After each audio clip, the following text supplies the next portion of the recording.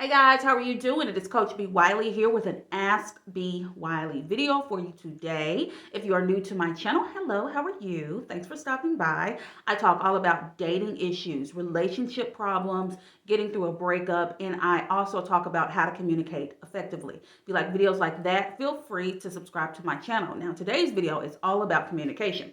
It says, what are the best ways couples can communicate without a fight? This is a good question because a lot of people may avoid having a conversation with someone about an issue that they have because they think, let me make sure I put my phone on Do Not Disturb, guys. I don't think that I did. Oh, let's see. Yes, I did. Sorry about that. So, and I don't edit my video, so I'm so sorry. I'm so sorry. So anyway, I think that when it comes to getting down to an issue and discussing that with your person, I think a lot of people avoid it because they don't want to argue. Arguing is just really not healthy. Of course, you can have a misunderstanding, but you don't have to be yelling at each other, being disrespectful. So the best thing that you can do is sit your partner down. What do I always say? With any relationship, this applies to romantically speaking and friendly, professional too. You always lead with love. You're not going to love everybody you're talking to. You're not necessarily going to love your coworker.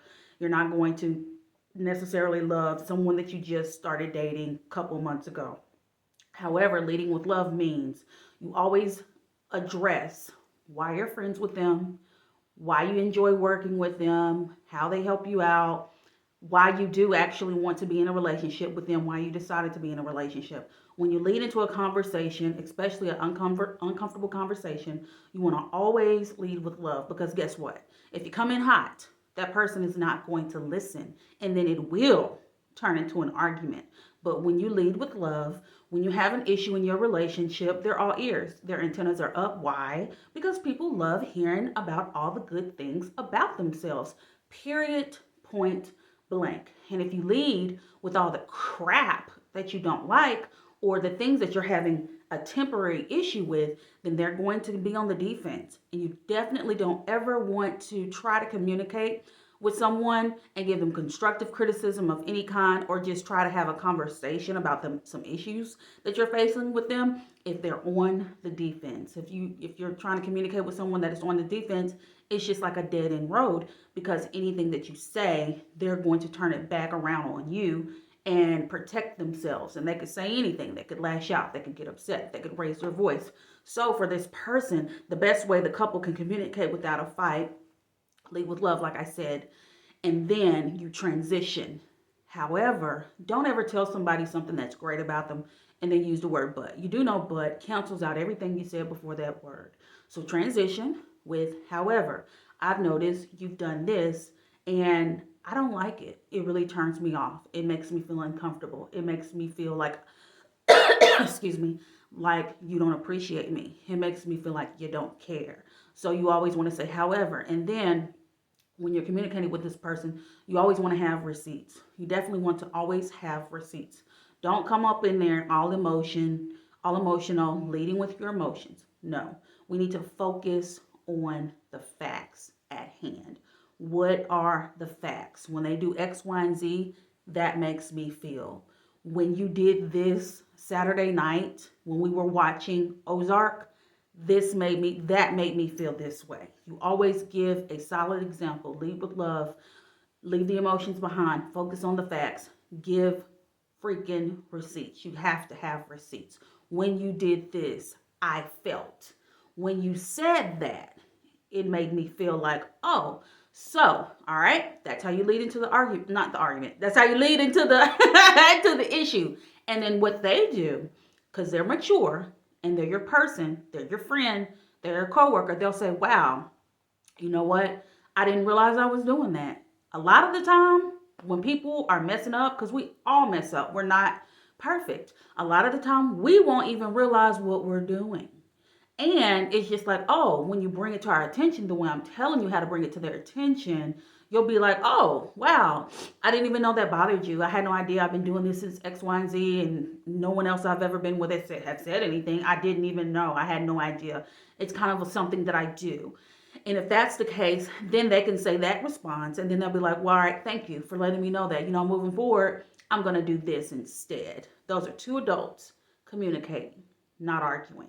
You'll argue. Argues typically happen when you come in hot, you're super emotional, you're pointing your finger, you're talking down to them, you're making them feel less than, you're bringing up something that happened 2 years ago that you thought, well, they thought you had gotten over, but really you hadn't. You've been holding on to it. So you're bringing that up even though they thought you moved on. That's how you deal with someone in a very unhealthy, argumentative, is that a word, way, to where now no one's listening to anything and everyone's yelling, fussing, and fighting. So you know the difference? Do you understand the difference here? I hope this is making sense. The bottom line is, in order to avoid having an argument, is to sit with yourself, find peace, be cool, calm, and collected, focus on the facts, get your receipts of what exactly they're doing. You want to have examples of stuff, because if somebody came to you like, hey, I don't like it when you do this, and you'll be like, well, what are you talking about? I have no idea what you're talking about. And then they can be like, well, you know what, last Friday, and then before that about a month ago, and then before that like 6 months before that, they have their receipts, and then that'll make you think like, oh wow, really? Now if you are the problem and you get on the defense and you can't receive what this person is saying, or you don't want to take accountability, then that's going to lead into an argument. Nothing should ever be argued over unless you're like playfully arguing and it's not serious. It's just like you calling each other out on stuff, and it's not serious. It's playful banter. However, in a relationship, if you want it to be long term, if you want it to be healthy, you're definitely going to have to learn each other's ways of communication. And you're going to have to learn what kind of communicator you are. And you want to make sure you're not on the defense. And you want to make sure you're not full of resistance. And you want to make sure you're not pointing your finger back at that person. And you want to make sure you're not being judgmental and super critical and overly critical of every little thing that they do. And you want to make sure you're being honest and you're self-aware, and you watch your body language and your tone and your delivery. You want to engage with someone as if they're engaging with you.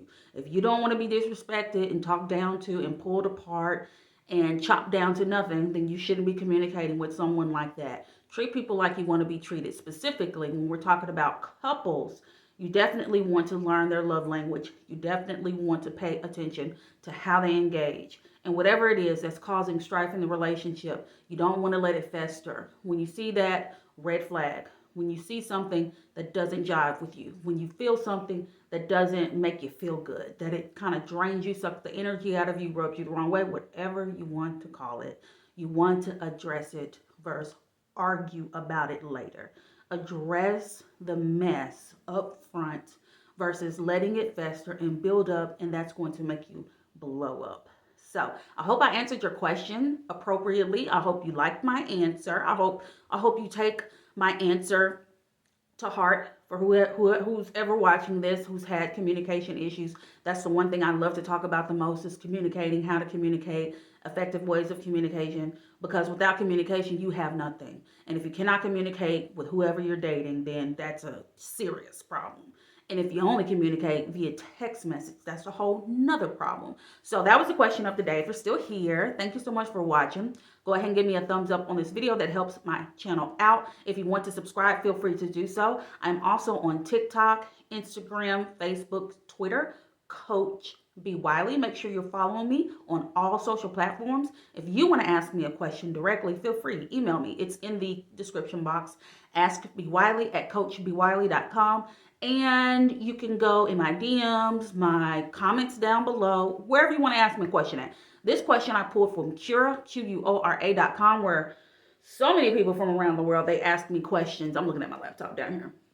They ask me all kinds of relationship questions, dating questions, and I do this for free. This is a free service from me to you. Now, if you want to go a little deeper and you want a longer version where I can break it all the way down, feel free to book me as your life coach, and I will be glad to talk to you one-on-one for 60 whole minutes or more, whichever you like. Just let me know. What's my website? CoachBWiley.com is my website. Now, outside of that, guys, it is 22. We are doing the dang thing, and I look forward to talking to you later. All right, guys. See you soon.